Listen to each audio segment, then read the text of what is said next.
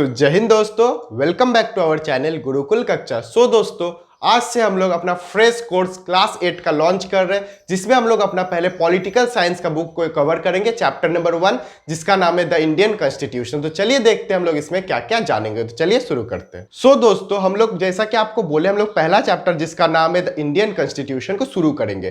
तो बच्चों देखिए, इसमें इस चैप्टर को हम लोग ब्रॉडली 3 टर्म्स में, मतलब 3 टॉपिक्स में तोड़ सकते हैं। लेकिन उससे पहले हम लोग थोड़ा सा बेसिक पार्ट को पढ़ेंगे। बेसिक पार्ट मतलब सर, मतलब जैसे डेमोक्रेसी का मतलब क्या होता है, रिपब्लिक का मतलब क्या होता है, पहले इस टर्म को समझेंगे। इसको लेके बच्चों हम लोग एक वीडियो बनाए थे, जिसका आपको दिख रहा होगा यहाँ पे। इसको आप लोग पहले देख लीजिएगा। इसमें हम लोग पूरा डिटेल में डेमोक्रेसी और रिपब्लिक के बारे में अंतर को समझाए थे। तो चलिए हम लोग फिर से एक बार आपके लिए, आप लोग बच्चे हैं, बहुत छोटे छोटे नन्हे नन्हे बच्चे, एकदम आप लोग को अच्छे से समझते हैं। चलिए बच्चों, देखते हैं इस चैप्टर में हम लोग क्या पढ़ेंगे। तो सर ठीक है, चैप्टर का नाम है द इंडियन कॉन्स्टिट्यूशन। ठीक है सर। तो सर पहला टॉपिक तो हमको दिख रहा है सर, आप लिखे डेमोक्रेसी वर्सेस रिपब्लिक। अच्छा सर, मतलब डेमोक्रेसी और रिपब्लिक, इस दोनों टर्म का अंतर समझेंगे सर। यस बच्चों। अच्छा सर, सर डेमोक्रेसी का मतलब हमको पता है सर, हम पढ़े थे 6th क्लास में सर। अच्छा बच्चों, बताइए तो क्या होता है सर, थोड़ा सा याद करने दीजिए सर। सर डेमोक्रेसी का डेफिनेशन हम लोग पढ़े थे sir, democracy is the government of the people, for the people and by the people. Very very good. अगर हम टीचर है तो बाबू आपको 100 में 100 दे देते। नहीं सर, आप इसका मतलब समझाइए सर, हमको मतलब नहीं समझ में आया था। उस टाइम तुम 6th क्लास में थे तो हम खाली डेफिनेशन को रट लिए थे सर। वेरी गुड बच्चों, हम यही अप्रोच चाहते हैं आप लोग में। तो बच्चों, डेमोक्रेसी का मतलब क्या होता है समझिए। डेमोक्रेसी का मतलब होता है कोई भी गवर्नमेंट है, गवर्नमेंट का मतलब सरकार है। जैसे हमारे देश में मान लीजिए प्राइम मिनिस्टर है, ठीक है। प्राइम मिनिस्टर को तो जानते हैं ना, जानते ही होंगे हमारे प्राइम मिनिस्टर को, सबसे पॉपुलर आदमी है पूरे भारत देश का। ठीक है बच्चों। तो क्या होता है देखिए, डेमोक्रेसी का मतलब जो गवर्नमेंट है, जो सरकार है, उसको हम लोग लोगों के द्वारा चुनते हैं। मतलब democracy is the government of the people, मतलब लोगों के द्वारा चुनते हैं। हम लोग ना वोट देते हैं, आप अभी नहीं दे पाइएगा। क्यों क्यों सर, क्यों नहीं दे पाएंगे सर? आप तो बोले लोगों के द्वारा दिया जाता है। नो बच्चों, 18 साल तक, मतलब आपके 18 ईयर पहले होना चाहिए। आपके 18 ईयर हुआ है? नहीं सर, अभी तो हम 12 साल के सर, 13 साल होने वाला है सर। तो बच्चों अभी से आप 5 साल बाद दीजिएगा, ठीक है, जब आपका 18 साल हो जाएगा। अच्छा सर, ठीक है सर। मतलब सर डेमोक्रेसी का मतलब यही हुआ कि सरकार जो है वो लोगों के द्वारा चुना जाए। वेरी वेरी वेरी गुड बच्चों। अच्छा सर, और सरकार का काम क्या है सर? सरकार का काम यह है बच्चों कि सरकार जो इसको हम लोग चुने वो लोगों के लिए काम करेगा। अच्छा सर, तभी ये डेफिनेशन बोला जाता है, democracy is the government of the people, for the people and by the people. मतलब जो सरकार है, जो भारत में जो सरकार है या डेमोक्रेसी में जो सरकार है, वो लोगों के द्वारा तो चुना जाएगा, लेकिन सरकार का यह रिस्पॉन्सिबिलिटी होता है बच्चों कि सरकार लोगों के लिए काम करे, लोगों के लिए काम करे। Very good. अच्छा सर, ये होता था डेमोक्रेसी का मतलब। इतना दिन तो हम रट लेते थे सर, कोई बात नहीं, आप समझ में आ गया ना। अब हम लोग पूरा अच्छे से समझेंगे बच्चों, एक एक चैप्टर को एक एक दिन में खत्म करेंगे, लेकिन कुछ छूटेगा नहीं, हर एक टॉपिक को हम लोग कवर करेंगे। अच्छा सर, ये आप बता दीजिए सर, हम लोग इसके बाद, आपके कोर्स के बाद हम लोग पढ़ेंगे किस तरह से। देखिए बच्चों, हम लोग का कोर्स में हम लोग मेनली सारे टॉपिक्स को कवर किए, लेकिन आपको क्या करना, आपका जो एनसीईआरटी बुक है उसको आपको एक बार गो थ्रू करना है, मतलब पढ़ना है चैप्टर को, ठीक है। एक बार पढ़ लीजिएगा, हम लोग का कोर्स पहले देख लीजिएगा, फिर बुक को पूरा अच्छे से पढ़ लीजिएगा, फिर आपका कोई डाउट नहीं बचेगा बच्चों, ठीक है। अच्छा सर, ठीक है सर। सर डेमोक्रेसी का यहाँ पे आप डेफिनेशन ही लिखिए, एक बार हम पढ़ते हैं sir. Sir democracy is the government of the people, for the people and by the people. Very good बच्चों, समझ में आया डेमोक्रेसी का मतलब? हाँ सर। और सर रिपब्लिक का मतलब, डेमोक्रेसी और रिपब्लिक में कोई अंतर है सर? यस बच्चों, है अंतर। अच्छा सर, मतलब डेमोक्रेसी का मतलब तो आप ये बोले कि सरकार जो है वो लोगों के द्वारा चुना जाएगा, लोगों के लिए काम करेगा। लेकिन सर रिपब्लिक का मतलब क्या होता है? देखिए बच्चों, रिपब्लिक का मतलब ये होता है, कोई भी देश में जो कॉन्स्टिट्यूशन होता है वो सबसे ऊपर होता है। कॉन्स्टिट्यूशन सर सबसे ऊपर होता है, मतलब वो चीज हम लोग समझेंगे। लेकिन ये समझिए, जो सरकार है उसको रिपब्लिक में अगर रहना है तो उसे जो भी कॉन्स्टिट्यूशन में, कॉन्स्टिट्यूशन का मतलब हुआ जो भी रूल्स है, जो भी नियम है, कोई भी देश का एक नियम होगा ना कि सरकार इस तरह से चुना जाएगा, सरकार को इस तरह से कानून बनाना है। थोड़ा थोड़ा समझ में आ रहा है ना बच्चों? अगर नहीं आ रहा हम लोग अभी डिटेल में समझेंगे, लेकिन ये एक बेसिक पार्ट है, इसको हम चाह रहे हैं कि आप अभी से समझिए ताकि आप एग्जाम में टॉप करिए। टॉप सर 100 में 100 लाएंगे। यस बच्चों। तो बच्चों रिपब्लिक में क्या होता है देखिए, मतलब सरकार जो है उसको लॉ के अंदर काम करना है, मतलब जो कॉन्स्टिट्यूशन है, कॉन्स्टिट्यूशन में जो पॉइंट्स लिखा हुआ है उसको फॉलो करना है। अच्छा सर, एक बार सर यहाँ पे आप कुछ लिखे, रिपब्लिक का मतलब लेक्स रेक्स।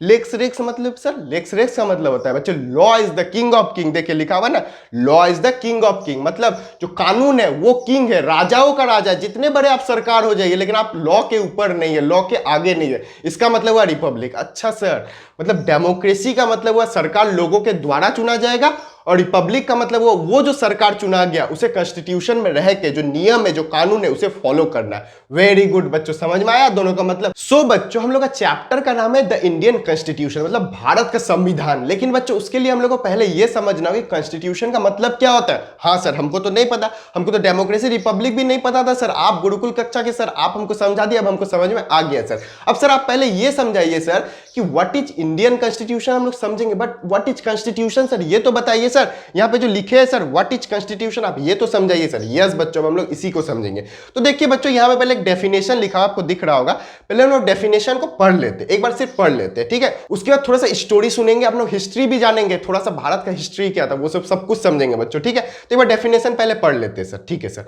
सर हम नहीं पढ़ेंगे, आप ही पढ़िए सर, फिर आप तो लाने लगते सर, ठीक है बच्चों। A written document in which basic rules of a country are given, दिख रहा है ना बच्चों यहाँ पे, a written document in which the basic rules of a country are given is called as constitution. देखिए बच्चों, ये इसको समझिए अच्छे से, पहले थोड़ा सा हम लोग समझते हैं हिस्ट्री में जाके। तो बच्चों हम लोग जानते हैं हमारा जो भारत देश था ये किसका गुलाम था, बोलिए आप लोग कमेंट में लिखिएगा। ब्रिटिश का गुलाम था, पता है ना, जो अंग्रेज था भारत में राज किया था, 200 साल तक राज किया था। हाँ सर पता है सर, इतना पापा दादी भी स्टोरी सुनाती थी सर कि दादाजी इस तरह लड़े थे, ऐसे ऐसे, थोड़ा थोड़ा दादी भी फेंक देती है। हाँ बच्चों ठीक है, वैसे नहीं बोलना चाहिए, वो फ्रीडम फाइटर थे वो लोग, अब लड़े नहीं लड़े वो लोग नहीं पता, लेकिन जो फ्रीडम फाइटर रियल में थे वो लोग तो लड़े ना। दादाजी लड़े नहीं पता, लेकिन जो रियल फ्रीडम फाइटर थे जैसे गांधी जी, सुभाष चंद्र बोस, ये लोग तो लड़े। ठीक है सर, ठीक है सर, अब स्टोरी बताइए सर। हाँ बच्चों, तो देखिए क्या होता था, जब ब्रिटिश लोग भारत में राज करता था तब भारत में अपने हिसाब से राज करता था। वो लोग को लोगों से कोई मतलब नहीं था, मतलब इंडियन का कुछ भी हो जाए, इंडियन मर जाए, ना खाए खाए, कुछ भी करे, उससे वो लोग को मतलब नहीं था। लेकिन उसको बस इससे मतलब था, किसको सर, ब्रिटिश को। ब्रिटिश को बस बच्चों इससे मतलब था कि उसको बस अपना प्रॉफिट हो। अच्छा सर, ये तो गलत बात है सर। स्टेट मतलब जो सरकार होता है सर, उसे तो लोगों का वेलफेयर करना चाहिए, लोगों का अच्छा ही करना चाहिए। हाँ सर, तो इस चीज को इंश्योर करने के लिए हमारे जो कॉन्स्टिट्यूशन मेकर थे, मतलब कॉन्स्टिट्यूशन बनाने वाले, जैसे गांधी जी, भीमराव अंबेडकर सर, ये लोग जो थे, इन्होंने क्या क्या कॉन्स्टिट्यूशन लाया। मतलब सर, मतलब बच्चों कॉन्स्टिट्यूशन का मतलब हुआ एक पेज होगा, एक बुक होगा, ठीक है। उस बुक में पूरा लिख दिए सर लोग ने, किन्होंने सर, फ्रीडम फाइटरों ने, जिन्होंने कॉन्स्टिट्यूशन को बनाया, उन्हीं को हम लोग बोलते हैं कॉन्स्टिट्यूशन मेकर। मतलब मान लीजिए एक बुक है, ठीक है, उसमें उन्होंने पूरा लिख दिया, एक चीज लिख दिया कि ऐसा होना चाहिए, ऐसा नहीं होना चाहिए, एक एक चीज लिख दिया। अच्छा सर, अगर नहीं लिखते तो क्या होता, फिर वही चीज होता, अपना फायदा कर सकता था सरकार। जैसे आने वाले जो गवर्नमेंट होंगे भारत में, वो भी तो इस तरह कर सकता है, वो भी तो लोगों का वेलफेयर नहीं कर सकता। लेकिन कॉन्स्टिट्यूशन में रह के करने से क्या होगा कि जो चीज कॉन्स्टिट्यूशन में लिखा हुआ है आपको वही चीज करना है। अच्छा सर, समझ में आ गया सर, रुकिए सर हम बताते हैं। मतलब कॉन्स्टिट्यूशन का मतलब तो यहाँ पे लिखा है रिटन डॉक्यूमेंट, मतलब कॉन्स्टिट्यूशन पूरी तरह से लिखा हुआ है एक बुक में। वेरी गुड बच्चों। अच्छा सर, इसमें क्या रहता है sir, basic rules of a country are given.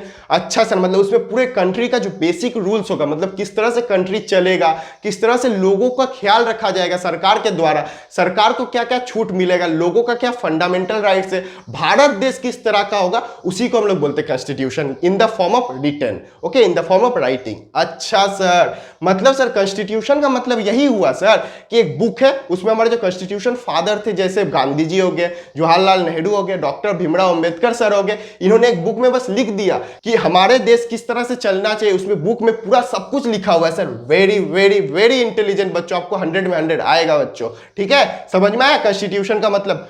हाँ सर, कॉन्स्टिट्यूशन का मतलब तो समझ में आ गया सर। तो बच्चों हम लोग मूव करते हैं नेक्स्ट टॉपिक में, हम लोग समझते हैं इस चैप्टर में और क्या क्या चीजें हैं। सो बच्चों, आपको तो इतिहास समझ में आ गया कि भारत को कॉन्स्टिट्यूशन की जरूरत क्या था, उसी को हम लोग अब डिटेल्स में देखते हैं। Why do we need a constitution sir, मतलब कोई बच्चा मेरे जैसा आके तो पूछ सकता है गुरुकुल कक्षा के सर को कि सर ठीक है कॉन्स्टिट्यूशन तो हमको समझ में आ गया कि क्या होता है कॉन्स्टिट्यूशन, लेकिन सर कॉन्स्टिट्यूशन का हमें जरूरत क्या है सर, क्यों जरूरत है, अगर कॉन्स्टिट्यूशन नहीं होता तो क्या होता है सर। अच्छा बच्चों, वेरी गुड क्वेश्चन। इस तरह के क्वेश्चन आप लोग पढ़िए।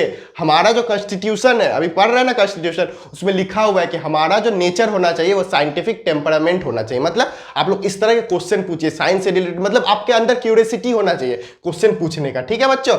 अब तो आपको समझ में आ गया ना कॉन्स्टिट्यूशन क्या होता है। अब बच्चों हम लोग समझते हैं why do we need a constitution. तो पहला पॉइंट देखिए बच्चों, यहाँ पे क्या है, एस्पिरेशन ऑफ द पीपल। मतलब सर, मतलब बच्चों कि लोगों का कुछ एस्पिरेशन होता है। मतलब जब हमारे जो फ्रीडम फाइटर थे वो जब अंग्रेजों से लड़ रहे थे उनको ये चीज पता था कि हम लोग का हालत बहुत बुरा है, तो वो लोग सोच के रखे थे कि हमारा भारत होगा एक ड्रीम भारत होगा, कि हमारा प्यारा भारत होगा, इस तरह का होगा। मतलब वो लोग सोचे थे कि वो भारत किस तरह का होना चाहिए, ठीक है, उसी को बोलते हैं एस्पिरेशन ऑफ द पीपल। देखिए यहाँ पे पॉइंट देखिए, एस्पिरेशन ऑफ द पीपल, मतलब वो लोग जो थे हमारे जो फ्रीडम फाइटर थे उनका कुछ एस्पायर था कि हमारा जो भारत है, हमारा जो भारत माता है वो किस तरह का होना चाहिए। अच्छा सर, ठीक है सर, पहला पॉइंट समझ में आया, why do we need a constitution, क्योंकि एस्पिरेशन ऑफ द पीपल, लोगों का जो फुलफिल होना था डिमांड, लोगों का जो एस्पिरेशन था वो फुलफिल होना चाहिए था। अच्छा सर, और सर सेकंड पॉइंट क्या, कंट्रीज पॉलिटिकल सिस्टम। अच्छा सर, मतलब कंट्री का पॉलिटिकल सिस्टम कैसा होना चाहिए, मतलब हमारा जो प्राइम मिनिस्टर है उसे हम लोग किस तरह से चुनेंगे, हमारे घर के बगल का जो वार्ड कमिश्नर है उसे हम किस तरह से चुनेंगे। अच्छा सर, मतलब पॉलिटिकल सिस्टम का मतलब ये हुआ कि जो लीडर्स है वो किस तरह से चुने जाएंगे, वही सब ना लिखा रहेगा कॉन्स्टिट्यूशन में। एक कॉन्स्टिट्यूशन का बुक होगा उसमें सब कुछ लिखा रहेगा, एक देश किस तरह से चलेगा, तो ये सब पॉइंट लिखा रहेगा ना, कंट्री का पॉलिटिकल सिस्टम किस तरह से होगा बच्चों। वेरी गुड बच्चों, समझ में आ रहा है ना। अच्छा सर, थर्ड पॉइंट क्या, check misuse of the authority leader. Sir आप टिक नहीं किए सर, कर दे रहे बच्चों, check misuse of authority of the leaders. मतलब सर ये हुआ बच्चों, इस पॉइंट का मतलब ये हुआ, मान लीजिए हमारे जो फ्रीडम फाइटर्स थे वो तो आज नहीं रहे हमारे बीच में, उन्होंने हमारे लिए बहुत कुछ किया, लेकिन आज तो कोई भी इंसान जिंदगी भर तो नहीं रह सकता, तो उन्हें तो जाना था, उन्हें ये चीज पता था कि हमें एक दिन इस देश को जिसे हमने बनाया, जिसे हमने आजाद कराया उस ब्रिटिशों से, जिन्होंने हमें इतना दिन तक हमारे ऊपर राज किया, उनसे हमने अपना देश को ले लिया, ठीक है सर। लेकिन सर ये भी तो हो सकता है जो आने वाले जो लीडर्स है, मतलब जो आगे में आने वाले लीडर्स है, जब हम लोग डेथ हो जाए, हम लोग मर जाए, हम लोग का देहांत हो जाए, हम लोग शहीद हो जाए, तो क्या होगा, वो जो लीडर्स है वो किस तरह से देश को चलाएगा, वो अपने पावर्स का मिसयूज तो नहीं करेगा। वही चीज बोल रहा है, check misuse of the authority of the leaders, मतलब जो लीडर्स है, जो आने वाले जो लीडर्स है वो अपने पावर का गलत इस्तेमाल नहीं करे, वो भी चीज लिखा हुआ है कॉन्स्टिट्यूशन में। मतलब लिखा हुआ है कि किस तरह से हमारा देश का जो कानून है, जो पॉलिटिकल सिस्टम है, सब कुछ चलेगा। ठीक है बच्चों, समझ में आ रहा है ना बच्चों। अगर समझ में आ रहा है तो लिखिएगा कमेंट में, निगेटिव की रिपोर्ट है सर। क्या लिखिएगा, निगेटिव की रिपोर्ट है सर। निगेटिव की रिपोर्ट है मतलब कोरोना में सुन रहे हैं ना बच्चों, पॉजिटिव की रिपोर्ट का मतलब क्या हो रहा है, जय श्री राम, समझ गए ना। और सर फोर्थ पॉइंट क्या है sir, majority also get chance. Majority sir, majority also get chance मतलब सर, मतलब बच्चों आप एक चीज समझिए, जो ये फोर्थ पॉइंट है और फिफ्थ पॉइंट है, दोनों को हम लोग मिला के समझते हैं। मेजोरिटी पार्टी रूल मतलब देखिए बच्चों, भारत का जो संविधान है, जो कॉन्स्टिट्यूशन है, जो पॉलिटिकल सिस्टम है, इसे इस तरह से बनाया गया है कि जो मेजोरिटी पार्टी है वही रूल करेगा। मतलब मान लीजिए कहीं पे इलेक्शन हुआ, वहां पे 200 सीट का इलेक्शन हो रहा है, ठीक है, उसमें से कोई पॉलिटिकल पार्टी जिसे 50 सीट नहीं मिला, 100 सीट मिल गया, मतलब वो अपना मेजोरिटी बना लिया, अपना सरकार बना लिया। अब कॉन्स्टिट्यूशन का क्या रिस्पॉन्सिबिलिटी होता है बच्चों, कि कॉन्स्टिट्यूशन ये चीज इंश्योर करे कि जो पार्टी को मेजोरिटी ऑफ सीट मिला, ठीक है, मतलब जो पॉलिटिकल पार्टी जीत गया वो अब रूल करे देश में, करेगा ना। अब आप ही मानिए दो पॉलिटिकल पार्टी है, किसी को 100 में से 50 सीट मिला, अब किसी को 100 में से 5 ही सीट मिला, तो ये फेयर होता कि 5 पॉलिटिकल पार्टी जिसे वोट मिला, 5 वोट मिला, वो रूल करता? नहीं सर, किस तरह से होगा सर, जिसे 50 वोट मिला उसे ना रूल करना चाहिए सर। वेरी गुड बच्चों, मतलब समझ में आया, मेजोरिटी पार्टी का रूल होना चाहिए, मेजोरिटी जो है उसको चांस मिलना चाहिए, ठीक है। और सर लास्ट पॉइंट क्या है sir, save us from ourselves का मतलब सर, मतलब बच्चों ये जो पॉइंट है ये सबसे इंपॉर्टेंट है किसी भी डेमोक्रेसी में, किसी भी कॉन्स्टिट्यूशन में। मतलब बच्चों ये समझिए, मान लीजिए कोई भी सरकार है, वो मेजोरिटी से चुना गया, मतलब उसे मान लीजिए 100 में से 80 वोट मिल गया, उसका सरकार बन गया। अब वो तो जो मन वो ना कर सकता, क्योंकि अभी आप पढ़ा है कि मेजोरिटी पार्टी रूल होगा सर। हाँ बच्चों, वेरी गुड, लेकिन ये भी तो हो सकता है बच्चों कि मेजोरिटी में जो सरकार बना वो अपने पावर का मिसयूज कर सकता है। अच्छा सर, मतलब save us from our self, मतलब हमने ही जिताया उन्हें, लेकिन हमें ही प्रोटेक्शन मिले, ताकि वो जो सरकार चुना गया वो अपने पावर का गलत इस्तेमाल ना करे सर। अच्छा सर, ये पॉइंट तो बहुत मजेदार पॉइंट है sir, save us from our self, मतलब हमें ही अपने आप से बचाए। जो सरकार हमने चुना वो तो of the people, by the people, for the people था ना, वो तो हमारे द्वारा इलेक्ट हुआ, लेकिन हमारा ये भी रिस्पॉन्सिबिलिटी बनता है, हमारे कॉन्स्टिट्यूशन का ये भी रिस्पॉन्सिबिलिटी बनता है बच्चों कि सेव अस, हमें ही बचाए हमारे लीडर से, क्योंकि उन्हें हमने चुना, लेकिन फिर भी हमें बचना जरूरी है। समझ में आया बच्चों? अगर समझ में आया तो आप कमेंट सेक्शन में लिखिए निगेटिव की रिपोर्ट है सर, और चैनल को सब्सक्राइब करिएगा बच्चों, बहुत मेहनत लगता है वीडियो बनाने में, देख रहे हैं ना आप लोग। ठीक है सर, ओके सर, कर देंगे सर। ठीक है बच्चों, अब हम लोग मूव करते हैं अपने आज के लास्ट टॉपिक में, लास्ट चैप्टर का, इस चैप्टर का लास्ट टॉपिक। सो बच्चों, हम लोग जान गए ये चीज कि हमें कॉन्स्टिट्यूशन की जरूरत क्यों है। सर पहले तो हम लोग समझे कॉन्स्टिट्यूशन क्या होता है सर, ये भी हम लोग समझ गए कॉन्स्टिट्यूशन का जरूरत क्या है। अब सर ये चीज समझाइए सर, इंडियन कॉन्स्टिट्यूशन मतलब जो भारत का संविधान है उसका कुछ तो की फीचर होगा ना सर, मतलब उसका कुछ तो अलग फीचर होगा, उसको हम लोग समझेंगे किस तरह से, उसके लिए की फीचर समझना पड़ेगा। अच्छा सर, मतलब की फीचर्स ऑफ इंडियन कॉन्स्टिट्यूशन का मतलब ये हुआ कि हमारा जो संविधान है उसमें क्या क्या इंपॉर्टेंट पॉइंट्स है, क्या क्या इंपॉर्टेंट पॉइंट्स है। ठीक है बच्चों, समझ में आया? नहीं समझ में आया सर समझाइएगा तब ना समझ में आएगा। चलिए बच्चों हम लोग समझते हैं। तो पहला पॉइंट है बच्चों, देखिए आप लोग पढ़िए, फेडरलिज्म मतलब sir more than one level of government. ये गवर्नमेंट लिखे सर GOVT। हाँ बच्चों इसको नोट्स बनाइएगा आप लोग, ठीक है, एक एक पॉइंट लिख लीजिएगा एज इट इज, स्क्रीनशॉट लीजिएगा। और अगर उसके बाद भी नहीं लिख पाए तो हमको एक मैसेज कर दीजिएगा इंस्टाग्राम में या कमेंट सेक्शन में लिख दीजिएगा, आपको हम लोग नोट्स प्रोवाइड कर देंगे। जैसे हम लोग 11 के बच्चों को मिलता है, एक एक चीज का नोट्स मिलता है, आप लोगों को पता है, आप लोग के भैया लोग को। ठीक है, तो सर पहला पॉइंट क्या था सर, फेडरलिज्म। मतलब बच्चों देखिए इंडियन कॉन्स्टिट्यूशन मतलब इंडिया देश किस तरह से चलेगा। अच्छा सर ठीक है, तो देखो बच्चों पहला पॉइंट क्या बोल रहे, फेडरलिज्म मतलब सर, मतलब बच्चों की भारत देश में more than one form of या फिर more than one level of government होगा। मतलब सर, मतलब बच्चों आप सुने होंगे एक सरकार सेंट्रल लिस्ट में होगा, जो मोदी जी है वो कहां पे, सेंट्रल लिस्ट में है। अगर आप बंगाल से तो आपकी ममता दीदी होगी, एक तो मतलब स्टेट में दीदी होगी और यूनियन में दादा हो गया। अच्छा सर, मतलब more than one level of government का मतलब हुआ एगो स्टेट गवर्नमेंट होगा, एगो यूनियन गवर्नमेंट होगा सर। वेरी गुड बच्चों। और सर हम लोग गांव में हम रहते हैं सर, यहाँ पे नगर पंचायत म्युनिसिपैलिटी ये सब भी है सर। हाँ बच्चों, तो मतलब more than one level of government है ना। हाँ सर, तो इसको क्या बोलेंगे, फेडरलिज्म बोलेंगे सर। मतलब बच्चों फेडरलिज्म का मतलब यह हुआ कि कोई भी देश में अगर एक सरकार ना रहे, एक से ज्यादा लेवल ऑफ सरकार है, उसको हम लोग क्या बोलेंगे, फेडरलिज्म। समझ में आया ये पहला पॉइंट? यस सर आ गया। सर दूसरा पॉइंट क्या लिखा हुआ है sir, parliamentary form of government का मतलब सर बच्चों इसका मतलब ये हुआ कि देखिए दो तरह का गवर्नमेंट होता है, एक होता है पार्लियामेंट्री फॉर्म ऑफ गवर्नमेंट, एक होता है प्रेसिडेंशियल फॉर्म ऑफ गवर्नमेंट। आप अभी बहुत छोटे, आपको उतना अच्छे से नहीं समझना होगा, डिटेल में नहीं समझना, आप बस इतना समझिए पार्लियामेंट्री फॉर्म ऑफ गवर्नमेंट में क्या होता है बच्चों। देखिए पार्लियामेंट्री फॉर्म ऑफ गवर्नमेंट में ऐसा होता है कि एक एग्जीक्यूटिव होगा, एक लेजिस्लेचर होगा। एग्जीक्यूटिव लेजिस्लेचर मतलब बच्चों कुछ ग्रुप ऑफ आदमी होगा जो लॉ बनाएगा, मतलब कुछ आदमी मिलके, कुछ लोग मिलके पार्लियामेंट में बैठेंगे। पार्लियामेंट नहीं समझ में आ रहा, मतलब एक घर में बैठेंगे, ठीक है, 10 गो आदमी मिलके एक घर में बैठे, लॉ बनाए कि यहाँ पे कानून इस तरह से चलना चाहिए, यहाँ पे डैम का जरूरत है, ये है वो है ये है वो है, सब कुछ हो गया। और कुछ ग्रुप ऑफ आदमी, मतलब एक ग्रुप था लॉ बनाया और एक ग्रुप होगा जो जाके उसको एप्लीकेबल करेगा, उसको अप्लाई करेगा, मतलब वो जो डैम बनना चाहिए ये आदमी जाके उस डैम को बनवाएगा, उसको ध्यान रखेगा ये चीज हो रहा है कि नहीं हो रहा है। अच्छा sir, parliamentary form of government का मतलब ये होगा कि दो लेवल में रहेगा लोग, एक रहेगा एग्जीक्यूटिव, एक रहेगा लेजिस्लेटिव। वेरी गुड बच्चों, लेजिस्लेटिव मतलब जो लॉ बनाएगा, एल मिल रहा है ना, लेजिस्लेटिव और लॉ का एल मिल रहा है, मतलब सर मतलब लेजिस्लेटिव जो होगा, लेजिस्लेचर जो होगा लॉ बनाएगा। Yes sir, very good sir, समझ में आ रहा है सर। और एग्जीक्यूटिव का काम क्या होगा बच्चों, उस लॉ को अप्लाई करना, उसे भारत देश में पूरा अप्लाई करना, हर जगह हो रहा है उसको इंश्योर करना। समझ में आया? बहुत इजी लैंग्वेज में समझाए बच्चों, इतना इजीली कोई नहीं समझाएगा, ये थोड़ा सा टफ टॉपिक है, लेकिन कोशिश करें ग्रुप बना के किसी तरह समझ में आ जाए। ठीक है, अच्छा सर ठीक है सर, वही चीज आप फिर से लिखे, separation of power between executive, legislative and judiciary. Yes बच्चों, ये पॉइंट हम इसलिए लिखे हैं क्योंकि देखिए भारत में एक होता है जुडिशियरी, मतलब कोर्ट्स होता है, कुछ भी किसी आदमी के साथ गलत होता है वो कहा जाता है, कोर्ट जाता है। तो यहाँ पे ये बोल रहा है ये पॉइंट कि सबको अलग अलग पावर मिला है, मतलब सर लेजिस्लेचर को तो मिला है लॉ बनाने का, वेरी गुड सर, अभी हम लोग जाने। एग्जीक्यूटिव को मिला उसको अप्लाई करने का भारत देश में, हाँ सर। और जुडिशियरी को क्या मिला है सर, लोगों को जस्टिस देना सर, वेरी गुड बच्चों। और एक काम है बच्चों जुडिशियरी का, जो हमारा कोर्ट है उसका और एक काम है, क्या काम है सर, उसको ये चीज देखना है कि एग्जीक्यूटिव जो है या फिर लेजिस्लेचर जो है वो सही से काम कर रहा है कि नहीं कर रहा है। ओ सर, मतलब जुडिशियरी बहुत इंपॉर्टेंट है। हाँ बच्चों, जुडिशियरी को हम लोग बोलते हैं कस्टोडियन ऑफ द कॉन्स्टिट्यूशन, मतलब उसका काम है ये सब चीज को देखना। मतलब एग्जीक्यूटिव लेजिस्लेचर को तो हम लोग चुन दिया, हम लोग इलेक्शन करके उसे चुन दिया, लेकिन कहीं वो गलत तो मिस यूज नहीं कर रहा। याद है बच्चों, हम लोग अभी पढ़े थे miss use of the authority, मतलब गलत यूज ना करे, वो चीज कौन इंश्योर करेगा, जुडिशियरी सर। ओहो सर, वेरी गुड सर, बहुत आसान है सर ये चैप्टर तो। यस बच्चों, बहुत आसान है।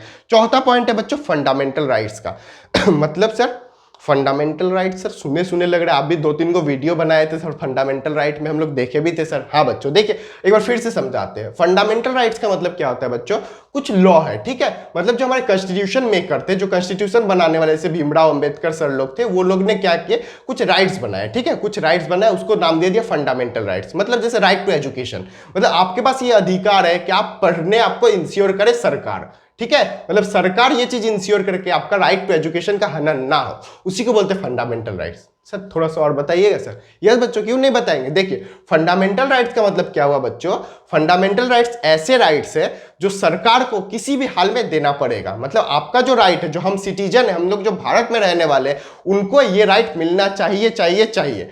अच्छा सर, चाहिए चाहिए चाहिए आप तो इतना जोर से बोले सर, अगर नहीं मिला तो सर हम क्या करेंगे।